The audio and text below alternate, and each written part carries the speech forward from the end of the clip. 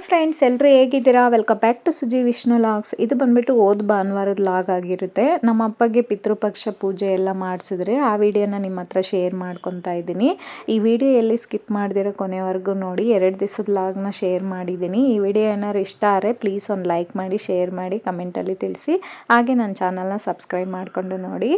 ಇನ್ನು 8ನೇ ತಾರೀಕಿಂದ 21ನೇ ತಾರೀಕುವರೆಗೂ ಈ ತಿಂಗಳಲ್ಲಿ ಪಿತೃಪಕ್ಷ ಸ್ಟಾರ್ಟ್ ಆಗಿದೆಯಲ್ಲ. ನಾವು ನಮ್ಮ ಅಪ್ಪ ತೀರೋಗಿ 20 ವರ್ಷ ಆಯಿತು. ನಾವು ಇದುವರೆಗೂ ಮಾಡಿಸಿರ್ಲಿಲ್ಲ. ಇನ್ನು ಬಂದ್ಬಿಟ್ಟು ನಾವು ಇಷ್ಟು ವರ್ಷ ಆದರೂ ಮಾಡಿಸಿರ್ಲಿಲ್ವಲ್ಲ, ಈ ವರ್ಷ ಆದರೂ ಮಾಡಿಸೋಣ. ನಮಗೂ ಏಳಿಗೆ ಆಗದಿರೇ ಇರೋದು, ಜಗಳಗಳು, ನಾವೇನಾದ್ರು ಕೆಲಸ ಮಾಡಿದ್ರೆ ಅಡೆತಡೆಗಳು ಇವೆಲ್ಲ ಆಗ್ತಾ ಇತ್ತಲ್ಲ. ಈಗ ತುಂಬ ಜನರು ಹೇಳಿರೋದನ್ನ ಕೇಳ್ಪಟ್ಟಿದ್ದೀನಿ. ಹಾಗೆ ವಿಡಿಯೋಗಳಲ್ಲಿ ನೋಡ್ತಾ ಇರ್ತೀವಲ್ವ, ನಮಗೂ ಮಾಡಬೇಕಂತ ಒಂದು ಆಸೆ ಆಯಿತು. ಈ ಸರಿ ಮಾಡಿಸ್ಬಿಡೋಣ ನಮ್ಮ ಅಪ್ಪಗೆ ಅಂತೇಳ್ಬಿಟ್ಟು ಮಾಡಿಸಿದ್ವಿ. ಇನ್ನು ನಾವು 4 ಜನ ಹೆಣ್ಮಕ್ಳೇ ಆಗಿರೋದ್ರಿಂದ ಮನೆ ಅಳಿಯರೇ ಮಾಡಬೇಕು ಅಂತೇಳಿದ್ರೆ ಇನ್ನು ನಮ್ಮ ಹಸ್ಬೆಂಡ್ ಕೈಯಲ್ಲೇ ಮಾಡಿಸಿದ್ದಾಯಿತು. ನಮ್ಮ ಹಸ್ಬೆಂಡ್ಗೆ ಏನಾದ್ರು ಅಪ್ಪ ಇದ್ದಿದ್ರೆ ಮಾಡಿಸ್ಬಾರ್ದಂತೆ. ಇನ್ನು ಅವ್ರಿಗೆ ಅಪ್ಪ ಇಲ್ವಲ್ಲ, ನಮ್ಮ ಮಾವ ಕೂಡ ತೀರೋಗಿದ್ದಾರೆ, ಅದಕ್ಕೆ ಅವ್ರ ಕೈಯಲ್ಲಿ ಮಾಡಿಸಿದ್ವಿ. ಇನ್ನು ಪೂಜೆಗೆ ಏನೇನು ಬೇಕೋ ಅದೆಲ್ಲ ಐನವ್ರು ನೆನ್ನೆನೇ ಹೇಳಿದ್ರಲ್ಲ, ಅದೆಲ್ಲ ಲಿಸ್ಟ್ ಎಲ್ಲ ಬರೆದು ಕೊಟ್ಟಿದ್ರು. ಅದನ್ನೆಲ್ಲ ತೊಗೊಂಬಂದು ಇಟ್ಕೊಂಡು ಪೂಜೆ ಕೂಡ ಮಾಡಿಕೊಟ್ಬಿಟ್ಟು ಹೋದ್ರು. ಇನ್ನು ಅದನ್ನೆಲ್ಲ ಏನು ವೀಡಿಯೋ ಮಾಡೋಕ್ಕೆ ಹೋಗಿಲ್ಲ. ಅವರು ವೀಡಿಯೋ ಎಲ್ಲ ಮಾಡಿ ಇದು ಹಾಕ್ಬಾರ್ದು, ಒಳ್ಳೆ ಕಾರ್ಯ ಆದರೆ ಮಾಡಿ ಹಾಕ್ಬೋದು. ಈ ಥರ ದರ್ಪಣ ಬಿಡೋದು, ಅವ್ರಿಗೆ ಪಿಂಡ ಪ್ರದಾನ ಮಾಡೋದು, ಅದನ್ನೆಲ್ಲ ವೀಡಿಯೋ ಮಾಡಿ ಹಾಕ್ಬಾರ್ದು. ಅದನ್ನು ಬೇರೆಯವ್ರು ನೋಡಿದ್ರೆ ನಮಗೇನಾದ್ರು ಕರ್ಮ, ನಮಗೇನಾದ್ರು ಪಾಪಗಳಿದ್ರೆ ಅದು ಅವ್ರಿಗೂ ಬರಬಾರ್ದು. ಅವರು ಹೇಳೋ ಮಂತ್ರಗಳು ಅದೆಲ್ಲ ಇರುತ್ತೆ ನೋಡಿ, ಅದೆಲ್ಲ ಇನ್ನೊಬ್ಬರು ಕೂಡ ಕೇಳಬಾರ್ದು, ನೋಡಬಾರ್ದು. ಅದು ಅವ್ರವ್ರ ಫ್ಯಾಮ್ಲಿಗೆ ಅವ್ರವರೇ ನೋಡಬೇಕು, ಅವ್ರವರೇ ಇದು ಮಾಡ್ಕೋಬೇಕು ಅಂತ ಹೇಳಿದ್ರಲ್ವ. ಅದಕ್ಕೋಸ್ಕರ ವೀಡಿಯೋ ಮಾಡಿರೋದನ್ನ ಡಿಲೀಟ್ ಮಾಡಿಬಿಟ್ರಿ.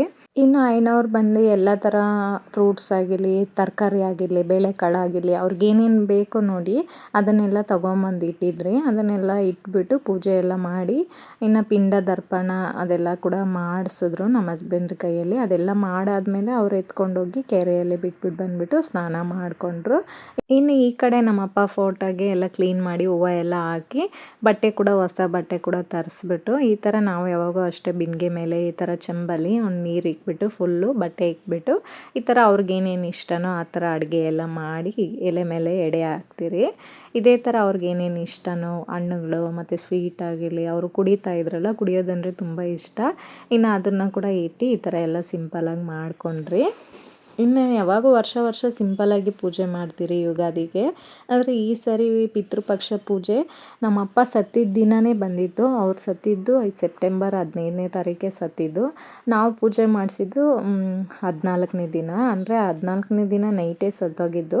ಅದಕ್ಕೋಸ್ಕರ ಆವತ್ತಿನ ದಿನವೇ ಪೂಜೆ ಮಾಡಿಸಿದ್ರಿ. ನಮಗೂ ಒಂಥರ ತೃಪ್ತಿ ಆಯಿತು, ಸತ್ತಿದ್ದ ದಿನವೇ ಪೂಜೆ ಮಾಡಿಸಿದ್ದೀರಲ್ಲ, ಅವ್ರ ಆತ್ಮಕ್ಕೆ ಶಾಂತಿ ಸಿಗಲಿ ಅಂದ್ಬಿಟ್ಟು ಪೂಜೆ ಮಾಡಿಸಿದ್ರಿ. ಇನ್ನು ಇದು ಏನಕ್ಕೆ ಮಾಡಿಸ್ತಾರೆ ಅಂತೇಳಿದ್ರೆ, ಒಬ್ಬೊಬ್ರಿಗೆ ಆರೋಗ್ಯ ಚೆನ್ನಾಗಿರಲ್ಲ, ಎಷ್ಟು ಕಷ್ಟ ಬಿದ್ದರೂ ಅವ್ರ ಮೇಲೆ ಬರಲ್ಲ, ಎಷ್ಟು ಸಂಪಾದನೆ ಮಾಡಿದರೂ ಕೈಯಲ್ಲಿ ಇರಲ್ಲ, ಮತ್ತು ಗಂಡ ಹೆಂಡತಿ ಜಗಳ ಆಡ್ತಾ ಇರ್ತೀವಿ, ಮತ್ತು ಮನೆಯಲ್ಲಿ ಸುಖ ಶಾಂತಿ ಇರಲ್ಲ, ಮದುವೆ ಲೇಟ್ ಆಗೋದು, ಮಕ್ಕಳಾಗದಿರ ಇರೋದು, ಈ ಥರ ಪ್ರಾಬ್ಲಮ್ಸ್ ಎಲ್ಲ ಫೇಸ್ ಮಾಡ್ತಾ ಇರ್ತೀವಲ್ವ. ಆದರೆ ಈ ಥರ ಪೂಜೆ ಮಾಡಿಸೋದ್ರಿಂದ ಅದೆಲ್ಲ ಒಂದು ಸಕ್ಸಸ್ ಆಗುತ್ತೆ ಅಂತ ಒಂದು ನಂಬಿಕೆ ಮೇಲೆ ಮಾಡಿಸೋದಷ್ಟೇ.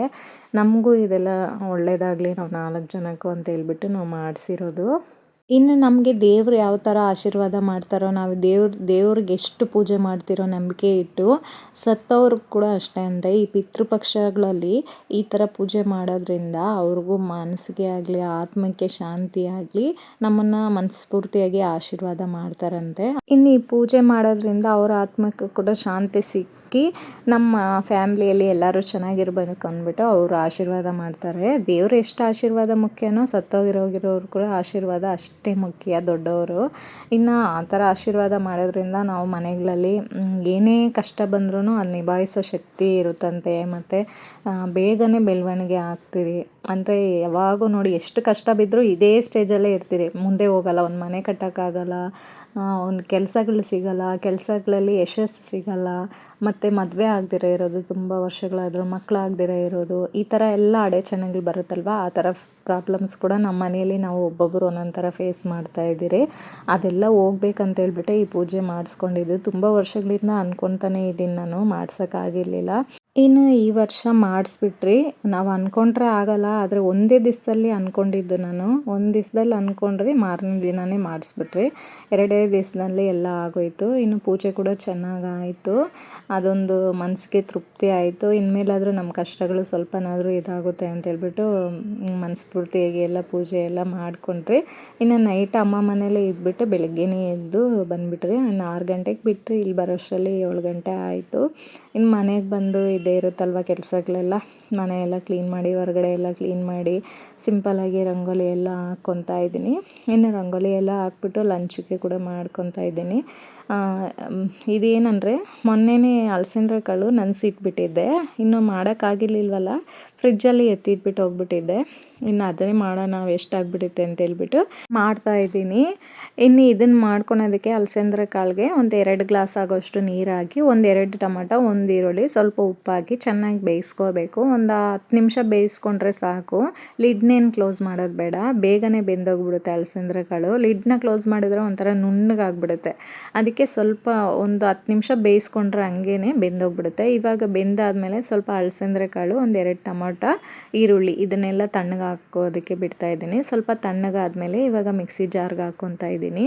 ಇವಾಗ ತಣ್ಣಗಾಗಿತ್ತಲ್ಲ, ಟೊಮಟೊ, ಅಲಸಂದೆ ಕಾಳು, ಈರುಳ್ಳಿ ಇದನ್ನು ಸೇರಿಸ್ಕೊಂಡು ಇವಾಗ ಇದಕ್ಕೆ ಕೊತ್ತಂಬರಿ ಸೊಪ್ಪು, ತೆಂಗಿನಕಾಯಿ, ಸ್ವಲ್ಪ ಹುಣಸೆಹಣ್ಣು, ಸ್ವಲ್ಪ ಜೀರಿಗೆ, ಒಂದು ಅರ್ಧ ಸ್ಪೂನ್ ಆಗುವಷ್ಟು ಜೀರಿಗೆ, ಒಂದು ಅರ್ಧ ಸ್ಪೂನ್ ಆಗುವಷ್ಟು ಪೆಪ್ಪರ್ ಹಾಕಿ ನೀರು ಹಾಕಿ ನುಣ್ಣಗೆ ರುಬ್ಕೋಬೇಕು. ಇವಾಗ ಇದು ಸ್ವಲ್ಪ ನುಣ್ಣಗೆ ರುಬ್ಕೊಂಡಾದಮೇಲೆ ಇವಾಗ ಇದಕ್ಕೆ ಸಾಂಬಾರು ಪುಡಿ ಒಂದು ಸ್ಪೂನು, 1/4 ಸ್ಪೂನು ಖಾರದ ಪುಡಿ, 1/4 ಸ್ಪೂನ್ ಧನಿಯಾ ಪುಡಿ, ಈ ಮೂರನ್ನು ಹಾಕಿ ನುಣ್ಣಗೆ ರುಬ್ಬಿ ಎತ್ತಿಟ್ಕೊತಾ ಇದ್ದೀನಿ. ಈ ಥರ ಮಾಡೋದ್ರಿಂದ ಸಾಂಬಾರು ತುಂಬಾ ಟೇಸ್ಟಾಗಿರುತ್ತೆ.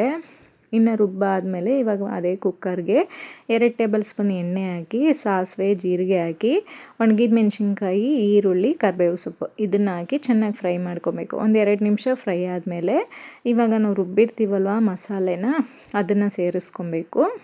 ಮಸಾಲೆ ಎಲ್ಲ 1-2 ನಿಮಿಷ ಫ್ರೈ ಆಗಬೇಕು. ಆ ಎಣ್ಣೆಯಲ್ಲೇ ಸ್ವಲ್ಪ ಫ್ರೈ ಆದಮೇಲೆ ಸ್ವಲ್ಪ ಅರಿಶಿನ ಪುಡಿ, ನೀರು ಎಷ್ಟು ಬೇಕೋ ಅಷ್ಟು ಸೇರಿಸ್ಕೋಬೇಕು. ನೀರು ಒಂದು 2 ಕಪ್ ಆಗೋಷ್ಟು ನೀರನ್ನ ಸೇರಿಸ್ಕೊಂಡು, ಅಂದರೆ ನಮಗೆ ಗಟ್ಟಿ ಬೇಕಾ ಇಲ್ಲ ತೆಳುವಾಗಿ ಬೇಕೋ ಅಂತ ನೋಡಿಕೊಂಡು ಸೇರಿಸ್ಕೊಬೇಕು. ಇವಾಗ ಇದಕ್ಕೆ ಬೇಯಿಸಿದ್ರಲ್ವ ಅಲಸಂದೆ ಕಾಳು, ಅದನ್ನು ಸೇರಿಸ್ಕೊಂಡು ಉಪ್ಪು ಸೇರಿಸ್ಕೊಂಡು ಒಂದು 10 ನಿಮಿಷ ಬೇಯಿಸ್ಕೊಂಡ್ರೆ ರೆಡಿ ಆಯಿತು. ಮುದ್ದೆಗೆ, ದೋಸೆಗೆ, ಇಡ್ಲಿಗೆ, ಚಪಾತಿಗೆಲ್ಲ ತುಂಬಾ ಟೇಸ್ಟಾಗಿರುತ್ತೆ. ಒಂದು 20 ನಿಮಿಷದಲ್ಲಿ ಮಾಡ್ಕೊಂಬಿಡ್ಬೋದು. ಒಂದ್ಸರಿ ಟ್ರೈ ಮಾಡಿ ನೋಡಿ, ತುಂಬಾ ಚೆನ್ನಾಗಿರುತ್ತೆ. ಇನ್ನು ಬ್ರೇಕ್ಫಾಸ್ಟ್ಗೆ ಅಂದ್ಬಿಟ್ಟು ಪುಟ್ಟನ್ನ ಮಾಡ್ಕೊತಾ ಇದ್ದೀನಿ. ರಾಗಿ ಹಸಿಟ್ಟನ್ನ 1 ಕಪ್ ತೊಗೊಂಡಿದ್ದೀನಿ. ಸ್ವಲ್ಪ ಉಪ್ಪು ಹಾಕ್ಬಿಟ್ಟು ನೀರನ್ನ ಚೆನ್ನಾಗಿ ಚಿಮ್ಸ್ಕೋಬೇಕು. ಒಂದು ಸ್ವಲ್ಪ ನೀರನ್ನ ಚಿಮ್ಸ್ಕೊಂಬಿಟ್ಟು ಕಲಿಸ್ಕೋಬೇಕು ಹಿಟ್ಟನ್ನ, ಅಂದರೆ ಗಂಟು ಇಲ್ದಿರ ಕಲಿಸ್ಕೋಬೇಕು. ಇವಾಗ ನೀರನ್ನ ಕೂಡ ಕಾಯಕ್ಕೆ ಇಟ್ಬಿಟ್ಟಿದ್ದೆ. ಇನ್ನು ಈ ಕಡೆ ಸ್ಟೀಮರಲ್ಲಿ ಬರುತ್ತಲ್ವ, ಸ್ಟೀಮರಲ್ಲಿ ಕುಕ್ ಮಾಡ್ತಾ ಇರೋದು. ಪುಟ್ಟ ಸ್ಟೀಮರ್ ಅಂತಲೇ ಬರುತ್ತೆ, ಅದರಲ್ಲಿ ಕುಕ್ ಮಾಡ್ತಾಯಿದ್ದೀನಿ. ಇದಂತೂ ತುಂಬಾ ಚೆನ್ನಾಗಿರುತ್ತೆ. ಈ ಥರ ಸ್ಟೀಮ್ ಮಾಡಿ ತಿನ್ನೋದ್ರಿಂದ ಆರೋಗ್ಯ ಕೂಡ ತುಂಬಾ ಒಳ್ಳೆಯದು. ಇನ್ನು ಅದಕ್ಕೆ ತೆಂಗಿನಕಾಯಿ ಎಲ್ಲ ಬೇಕಾಗಿತ್ತಲ್ವ, ಅದನ್ನು ಕೂಡ ಸಿಪ್ಪೆ ಎಲ್ಲ ತೆಗ್ಕೊತಾ ಇದ್ದೀನಿ. ತೆಂಗಿನಕಾಯಿ ಈಸಿಯಾಗಿ ಈ ಥರ ರಿಮೂವ್ ಆಗಬೇಕಂದ್ರೆ ಒಂದು ದಿವಸ ತೆಂಗಿನಕಾಯಿನ ಹೊಡೆದ್ಬಿಟ್ಟು ಫ್ರಿಜ್ಜಲ್ಲಿ ಇಟ್ಬಿಡಿ. ಮಾರನೇ ದಿನ ತೆಗೀರಿ, ಕ್ಲೀನಾಗಿ ಆ ಸಿಪ್ಪೆ ಕ್ಲೀನಾಗಿ ಬಂದುಬಿಡುತ್ತೆ. ಇನ್ನು ರೆಡಿ ಆದಮೇಲೆ ಇವಾಗ ತಟ್ಟೆಗೂ ಕೂಡ ರೆಡಿ ಮಾಡ್ಕೊತಾ ಇದ್ದೀನಿ. ಪುಟ್ ಮೇಕರಲ್ಲಿ ಹಾಕ್ತೀರಿ ನೋಡಿ, ಅವಾಗೆ ತೆಂಗಿನಕಾಯಿ ಎಲ್ಲ ಹಾಕ್ಬಿಡ್ತಾರೆ ಸ್ವಲ್ಪ ಜನ. ನನಗೆ ಆ ಥರ ಇಷ್ಟ ಆಗಲ್ಲ. ನಮಗೆ ಈ ಥರ ಸಪ್ರೇಟಾಗಿ ಮಿಕ್ಸ್ ಮಾಡ್ಕೊಂಬಿಡ್ತೀವಿ ನಾವು. ಫಸ್ಟ್ ಎಲ್ಲ ಬೇಯಿಸ್ಕೊಂಬಿಟ್ಟು ಆಮೇಲೆ ಈ ಥರ ಬೆಲ್ಲ, ತುಪ್ಪ, ಆಮೇಲೆ ತೆಂಗಿನಕಾಯಿ ತುರಿ ಈ ಥರ ಎಲ್ಲ ಹಾಕಿ ಮಿಕ್ಸ್ ಮಾಡ್ಕೊತೀನಿ. ನಮಗೆ ಯಾವಾಗ ಈ ಥರನೇ ಇಷ್ಟ ಆಗುತ್ತಾ, ಅದಕ್ಕೆ ಈ ಥರನೇ ಮಾಡ್ಕೊಂಬಿಡ್ತೀರಿ. ಇನ್ನೆಲ್ಲ ಮಿಕ್ಸ್ ಮಾಡಿಕೊಂಡು 1-2 ಬಾಳೆಹಣ್ಣು ಇಟ್ಕೊಂಡು ತಿಂದರೆ ಆಯಿತು. ತುಂಬಾ ಹೆಲ್ತಿಯಾಗಿರೋ ಬ್ರೇಕ್ಫಾಸ್ಟ್ ಅಂತಲೇ ಹೇಳ್ಬೋದು. ಇನ್ನು ನಮ್ಮ ಹಸ್ಬೆಂಡ್ಗೂ ನಾನು ಇಬ್ಬರು ಬ್ರೇಕ್ಫಾಸ್ಟ್ ಎಲ್ಲ ಮುಗಿಸ್ಕೊಂಡು ಇನ್ನು ಲಂಚ್ ಬಾಕ್ಸ್ಗೂ ಕೂಡ ಅವ್ರು ಪ್ಯಾಕ್ ಮಾಡಿ ಕೊಟ್ಬಿಟ್ಟೆ. ಬ್ರೇಕ್ಫಾಸ್ಟ್ ಎಲ್ಲ ಮುಗಿಸ್ಕೊಂಡು ನಾನು ಫ್ರೆಶ್ ಅಪ್ ಆಗ್ಬಿಟ್ಟು ಬಂದೆ. ಇನ್ನು ಫ್ಲಿಪ್ಕಾರ್ಟಿಂದ ಈ ಬ್ಯಾಸ್ಕೆಟ್ನ ಆರ್ಡ್ರ್ ಮಾಡಿದ್ದೆ, ಅಂದರೆ ರ್ಯಾಕು. ಪಾತ್ರೆ ಎಲ್ಲ ತೊಳೆದಾಕ್ತೀರಿ ನೋಡಿ, ಕ್ಲೀನಾಗಿ ಡ್ರೈನ್ ಆಗಿಬಿಡುತ್ತೆ. ನೀರು ಒಂದು ಸ್ವಲ್ಪನೂ ನಿಲ್ಲಲ್ಲ ಇದರಲ್ಲಿ. ಅದನ್ನು ರ್ಯಾಕ್ ಆರ್ಡ್ರ್ ಮಾಡ್ಕೊಂಡಿದ್ದೆ. ಇನ್ನು ಇದ್ರ ರೇಟ್ ಬಂದುಬಿಟ್ಟು 200 ಅಷ್ಟೇ. ಅಂದರೆ ಫ್ಲಿಪ್ಕಾರ್ಟಲ್ಲಿ ಸ್ವಲ್ಪ ಕಮ್ಮಿ ಇದೆ, ಮೀಶೋಗಿಂತ ಫ್ಲಿಪ್ಕಾರ್ಟಲ್ಲಿ ಸ್ವಲ್ಪ ಕಮ್ಮಿ ಇದೆ. ತುಂಬಾ ಚೆನ್ನಾಗಿದೆ ಕ್ವಾಲಿಟಿ ಅಂತೂ. ಇದ್ರ 3 ಥರ ಕೊಟ್ಟಿರ್ತಾರೆ. ಕೆಳಗಡೆ ನೀರೆಲ್ಲ ಡ್ರೈನ್ ಆಗೋದಕ್ಕೆ ಬ್ಯಾಸ್ಕೆಟು, ಒಂದು ಚಿಕ್ಕದು ಅಂದರೆ ಸ್ಪೂನ್ಸ್ ಎಲ್ಲ ಹಾಕೋದಕ್ಕೆ ಒಂದು ಕೊಟ್ಟಿದ್ದಾರೆ. ಕ್ವಾಲಿಟಿ ತುಂಬಾ ಚೆನ್ನಾಗಿದೆ. ಇನ್ನು ಇಬ್ಬರು ಫ್ಯಾಮ್ಲಿಗಂತೂ ತುಂಬಾ ಯೂಸ್ಫುಲ್ ಆಗುತ್ತೆ. ಇನ್ನು ಬೆಳಗ್ಗೆ ಎಲ್ಲ ಪಾತ್ರೆ ಎಲ್ಲ ತೊಳೆದಿರಲಿಲ್ಲ, ಇನ್ನು ಅದನ್ನೆಲ್ಲ ತೊಳೆದು ಕೂಡ ಹಾಕಿ ತೋರಿಸ್ತಾ ಇದ್ದೀನಿ. ಇನ್ನು ನಮ್ಮ ಮನೇಲಿರೋ ಟಬ್ ಬಂದುಬಿಟ್ಟು ಟಬ್ ಥರ ಇಟ್ಕೊಂಡಿದ್ದೆ. ಯಾವಾಗ ಪಾತ್ರೆ ತೊಳೆದ್ರೂ ನೀರೆಲ್ಲ ಅದರಲ್ಲೇ ಇರುತ್ತೆ, ಡ್ರೈನ್ ಆಗಲ್ಲ. ಮತ್ತು ನಮಗೆ ಪಾತ್ರೆಗಳು ಜೋಡಿಸೋದು ಕೂಡ ತುಂಬಾ ಕಷ್ಟ, ಒರೆಸ್ಬಿಟ್ಟೆ ಜೋಡಿಸ್ಬೇಕು. ಹಂಗೆ ಜೋಡಿಸ್ಬಿಟ್ರೆ ಏನಾಗುತ್ತೆ ಅಂದರೆ, ನಾವು ಸ್ಟೀಲ್ ಸ್ಟ್ಯಾಂಡಲ್ಲಿ ಜೋಡಿಸೋದ್ರಿಂದ ಸ್ಟೀಲ್ ಸ್ಟ್ಯಾಂಡ್ ಎಲ್ಲ ತುಕ್ಕಿದ್ಬಿಡುತ್ತೆ, ನೀರು ಬಿದ್ದು ಬಿದ್ದು ಬೇಗನೆ ಇದಾಗ್ಬಿಡುತ್ತೆ ಅಂತ ಹೇಳ್ಬಿಟ್ಟು ಇದನ್ನು ಪರ್ಚೇಸ್ ಮಾಡಿದೆ. ಇದಂತೂ ನನಗೆ ತುಂಬಾ ಇಷ್ಟ ಆಯಿತು. ಇಬ್ಬರು ಫ್ಯಾಮ್ಲಿನೇ ಇರೋದಲ್ವ, ನಾವಿಬ್ಬರೇ ಇರೋದಲ್ವ, ನಮಗೆ ಕರೆಕ್ಟಾಗಿ ಸೂಟ್ ಆಗುತ್ತೆ. ಇನ್ನು ಇವಾಗ ನೋಡ್ತಾ ಇರ್ಬೋದು ನೀವು, ಇಷ್ಟು ಪಾತ್ರೆ ತೊಳೆದು ಹಾಕಿದ್ದೀನಿ. ಒನ್ ಟೈಮ್ಗೆ ನಾವು ಯೂಸ್ ಮಾಡಿರೋ ಪಾತ್ರೆ ಎಲ್ಲ ಕ್ಲೀನಾಗಿ ತೊಳೆದು ಹಾಕ್ಕೊಂಬಿಡ್ಬೋದು, ಅಷ್ಟು ಹಿಡಿಸುತ್ತೆ. ಇನ್ನು ನೀರೆಲ್ಲ ಕೂಡ ಕ್ಲೀನಾಗಿ ಡ್ರೈನ್ ಆಯಿತು. ಇನ್ನು ಈ ಕಡೆ ಚಿಕ್ಕದಿದೆಯಲ್ವ, ಅದರಲ್ಲಿ ಸ್ಪೂನ್ಸು ಅಥವಾ ಸೋಟುಗಳೆಲ್ಲ ಹಾಕ್ಕೊಬೋದು. ನನಗಂತೂ ಈ ಟ್ರೇ ತುಂಬಾ ಇಷ್ಟ ಆಯಿತು. ನಿಮಗೂ ಏನಾದ್ರು ಬೇಕಂದರೆ ಡಿಸ್ಕ್ರಿಪ್ಷನಲ್ಲಿ ಲಿಂಕ್ ಕೊಟ್ಟಿರ್ತೀನಿ, ನೀವು ಹೋಗಿ ಚೆಕ್ ಮಾಡಿ ಬೈ ಮಾಡಿ. ತುಂಬಾ ಯೂಸ್ಫುಲ್ ಆಗುತ್ತೆ ಅಂತಲೇ ಹೇಳ್ಬೋದು. ಇನ್ನು ಮತ್ತೆ ಈವ್ನಿಂಗಿಂದ ಲಾಗ್ನ ಕಂಟಿನ್ಯೂ ಮಾಡ್ತಾಯಿದ್ದೀನಿ. ನೈಟ್ ಡಿನ್ನರ್ಗೋಸ್ಕರ ಎಗ್ ಕರಿ ಮಾಡೋಣ ಅಂತೇಳ್ಬಿಟ್ಟು ಅದಕ್ಕೆ ಏನೇನು ಬೇಕೋ ಅದೆಲ್ಲ ಪ್ರಿಪ್ರೇಷನ್ ಮಾಡ್ಕೊತಾ ಇದ್ದೀನಿ. ಇನ್ನು ಎಗ್ಗೆಲ್ಲ ಬಾಯ್ಲ್ ಮಾಡಿ ಇಟ್ಕೊಂಡ್ಬಿಟ್ಟಿದ್ದೆ, ಅದನ್ನೆಲ್ಲ ಸ್ಲೈಸಾಗಿ ಈ ಥರ ಕಟ್ ಮಾಡ್ಕೊತಾ ಇದ್ದೀನಿ. ಇನ್ನು ಅದಕ್ಕೆ ಮಸಾಲೆ ಒಂದು ರೆಡಿ ಮಾಡ್ಕೊಬೇಕು, ಅದನ್ನೆಲ್ಲ ರುಬ್ಬೋದಕ್ಕೆ ಈರುಳ್ಳಿ, ಟಮಾಟ, ಆಮೇಲೆ ಬೆಳ್ಳುಳ್ಳಿ, ಶುಂಠಿ ಇದೆಲ್ಲ ಕಟ್ ಮಾಡಿ ಎತ್ತಿಟ್ಕೊತಾ ಇದ್ದೀನಿ. ಏನಿಲ್ಲ, ಸಿಂಪಲ್ಲಾಗಿ ಮಾಡ್ಕೊಂಬಿಡ್ಬೋದು, ತುಂಬಾ ಟೇಸ್ಟಾಗಿರುತ್ತೆ. 1 ಟೊಮಾಟೊ, 2 ಈರುಳ್ಳಿ, ಒಂದು ಅರ್ಧ ಗಡ್ಡೆ ಬೆಳ್ಳುಳ್ಳಿ, ಒಂದು ಅರ್ಧ ಇಂಚು ಶುಂಠಿ, ಆಮೇಲೆ ಕೊತ್ತಂಬರಿ ಸೊಪ್ಪು, ಇದಕ್ಕೆ ಸೋಂಪು, ಚಕ್ಕೆ, ಲವಂಗ, ಸ್ವಲ್ಪ ಜೀರಿಗೆ ಇದನ್ನೆಲ್ಲ ಹಾಕಿ ನುಣ್ಣಗೆ ರುಬ್ಕೋಬೇಕು.